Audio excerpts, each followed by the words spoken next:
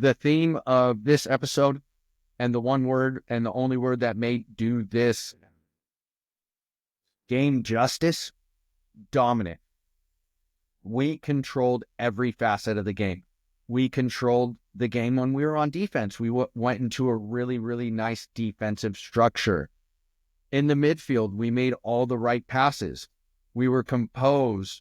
We knew who the outlet was when the defense was pressing us in the middle. And then the individuals up front, they looked awesome. They looked like they had venom. It looked like they were the ones that were the aggressors, attacking the defense as much as possible, running at the defense as much as possible, getting in behind it into spaces where the defense was not. So then the defense was out of position. We controlled every facet. I will say I didn't get to see much of Dos Santos, the goalkeeper, because New York Red Bulls didn't really have any shots.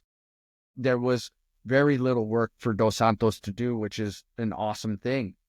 Obviously, I think everyone's going to look at the goals. I mean, six goals is an amazing scoreline. You're not going to score that quite all too often. I mean, a 1-2, maybe a 3 scoreline even is 3 goals is even sometimes crazy. But I look at the defense because, again, I think my biggest worry in the first game, as well as even in the second game, was just how our defense looked at times. We did not look controlled. We did not look structured. We did not look like we were all playing as one in the defense. But also, one thing that I always look at is how do you switch your formation? Usually you have your starting formation, and that's going to be your attacking or moving forward formation.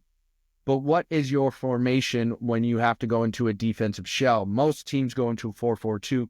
That's what we did here today. I saw a little bit of that in game 2, but it didn't look cohesive and it didn't look like we're all on the same page.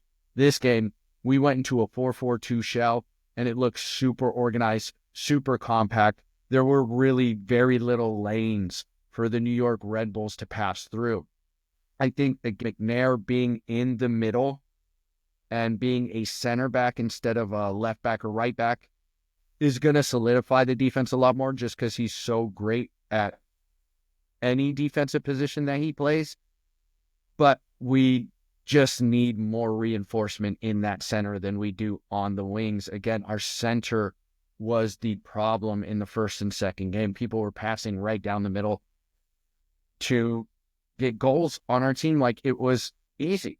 And when we talk about the offensive end, I didn't see how it was all coming together. I did see in the first game we were passing over the top, and that's actually when we looked best.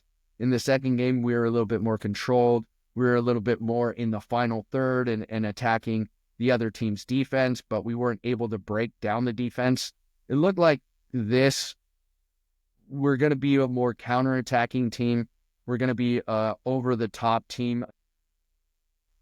San Diego FC wants to invite pressure, which leaves space in the back. And we passed flawlessly today. Can that be sustainable? We'll see. Today, it looked great, and I can't say otherwise. So having that space in the back allows us to use speed, which, Lozano has, Dreer has. Ingvartsen's not going to be the fastest, but he can still do the hold-up play and get in behind when he needs to.